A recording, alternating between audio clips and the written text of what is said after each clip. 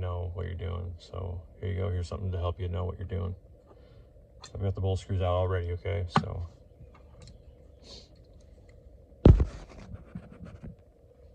just an overview what's inside the bowl. This particular one, it has 3 circuits technically.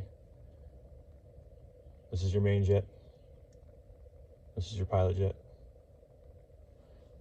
Your intermediates, the needle inside here that is on the slide on this particular style of carburetor that you pull out when you're removing it from the unit.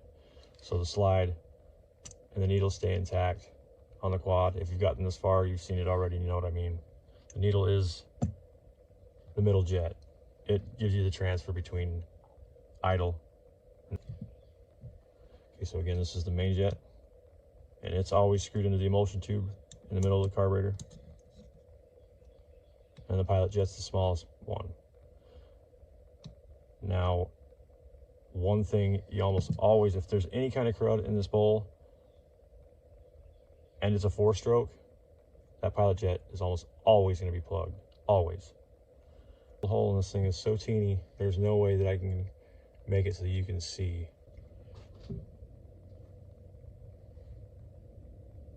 This is a bristle of a plain old wire brush. Any normal wire brush you have for welding or anything would be found in the welding section in any of the big box. Insert said bristle in pilot jet. You're gonna have to work it around. This one was nasty, so it's probably gonna take me a second to get through this son of a bitch. And dried out even. Yeah, this one's certainly pluggy. The last but not least important step. On your float needle, there's almost always going to be these little pins that rides on the tang of the float. They very often, especially when the carburetor is munged up, that pin will get stuck and seize in place, and people overlook it and end up scratching their head for a while minimum.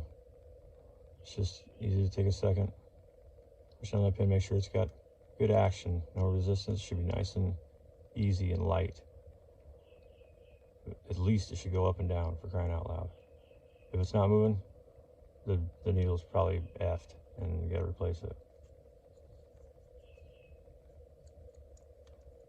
Get on the float, gently set it down in your freshly cleaned and polished seat.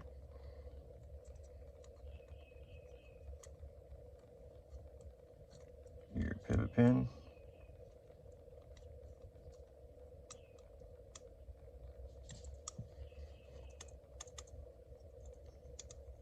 So you get your action. Push this tang in gently and recheck.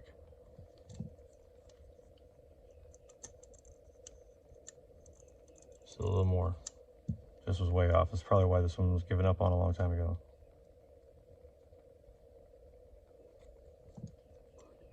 We're almost there.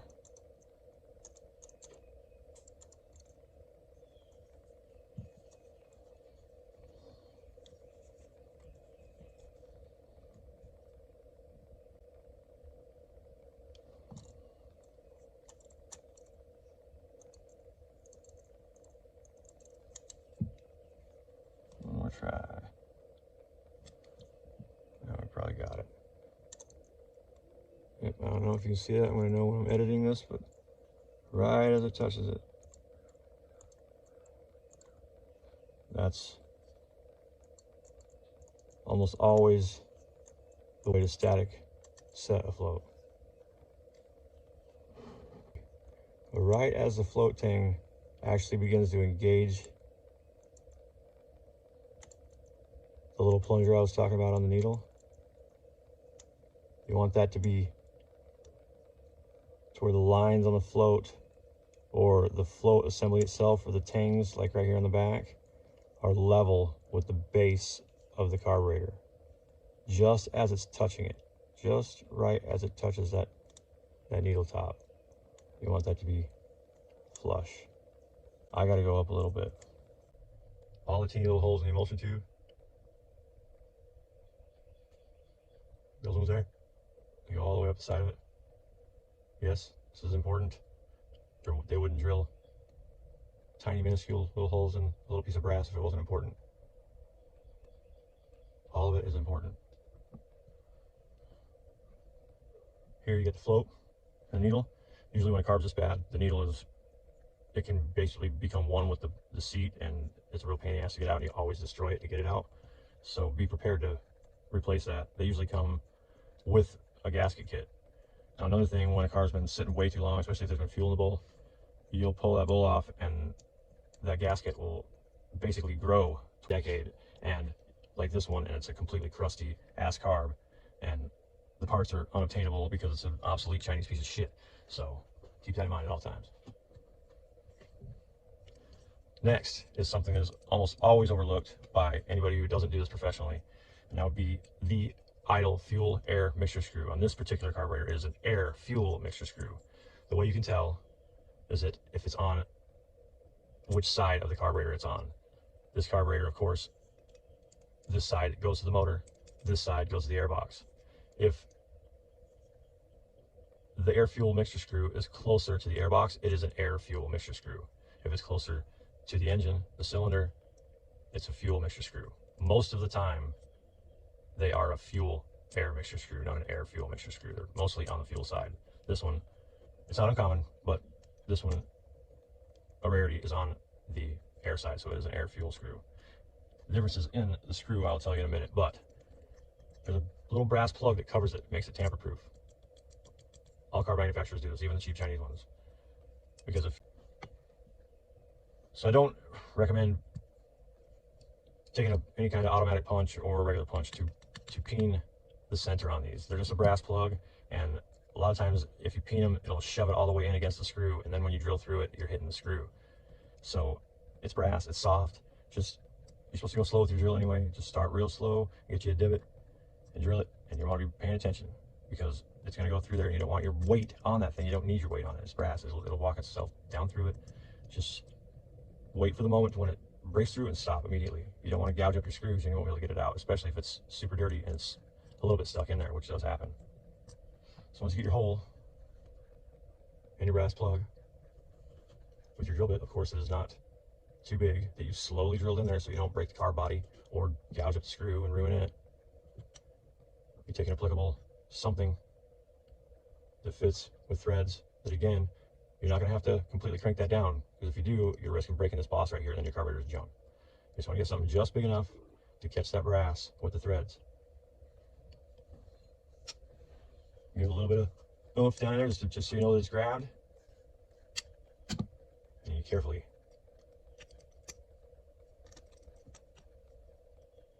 work it out of there. And down there is where your air fuel screw is. Okay, before you pull that screw out, you want to get an appropriate screwdriver and turn it in clockwise and count the turns. Normally on these little teeny carburetors, there's barely any. I mean, typically it's probably about a half a turn. This one's only got a quarter, and we're just lightly going to seat. You don't have to crank it in and count that. You just want to go until it's resisting you more than it was initial, as if it were clean anyway, not if it were stuck. So use your common sense a little bit. But yeah, this one's only got a quarter turn. Fuel screw and an air screw.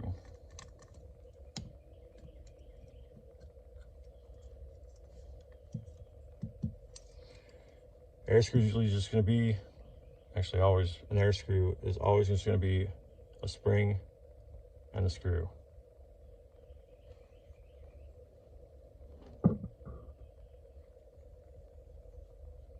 An air screw always has a fatter end on it.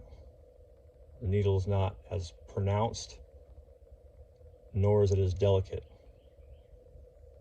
It also isn't as precise as a fuel screw. That's why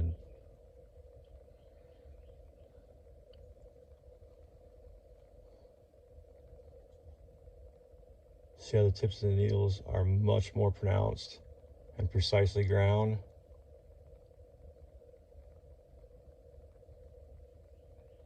And they also will have their own spring. It'll be longer than this one. A washer and a tiny O-ring about the same size. Now you have to wait for the next carb video for me to show you one of those, because this is the float needle seat and float. Like I said, sometimes the needle's crusty and can become one with the carburetor. And on some of these low-grade carburetors, you're not going to be able to find the exact needle that will work in it. So you find yourself having to clean that seat up a little bit, or it won't seal. I mean, while it's apart, you might as well just take a couple extra minutes to do it, so you don't have to take it all the way back off and back apart to get to it.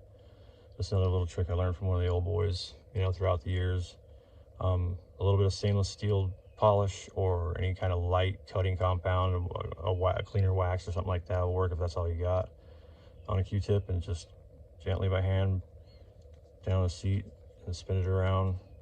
Yes, you can put this undrilled, just be real gentle. You don't want to get this thing lodged down in your seat, especially if the seat doesn't want to come out. But yeah, just kind of work it on the seat and try and get the thing as clean as absolutely possible, and polish where that needle is going to sit. Look how dirty that shit is. That is not the way you want it.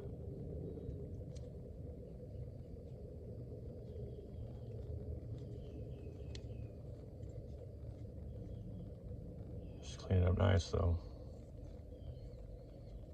So yeah, it's another very good precaution to take. It only takes a second, and you'll be glad you did when you don't have to take the carburetor back apart, because that's another thing that will almost always cause you to have to do that. Another thing I want to point out before I forget again, a lot of the times the idle screw is on the same side as the mixture screw, be it an air fuel or a fuel air. It's almost always in the closer to the middle, so don't confuse them, because it is easy to confuse. I don't take them out because they don't really play an important role as far as that goes, and I don't want to have to reset the idle again. Usually they'll always be close to what they're going to need to be, unless it's obvious that it's been cranked all the way in. Of course, you don't want any gunk on the screws. Make sure you clean it off. Spring intact, they're nice and straight. It'll go in smooth. If it's giving you any resistance, stop, go back. Make sure it's not cross-threaded. Worth a couple times when you get to the bottom. Make sure you're stopping just when it starts to get snug on you. You don't want to crank it, otherwise you'll fuck up the end of the needle, and then it's useless. You might not mess up the car, but you can mess with the needle pretty easy. So seat it, and we're just going to go at a quarter turn starting point, because this screw's easy to access from the unit.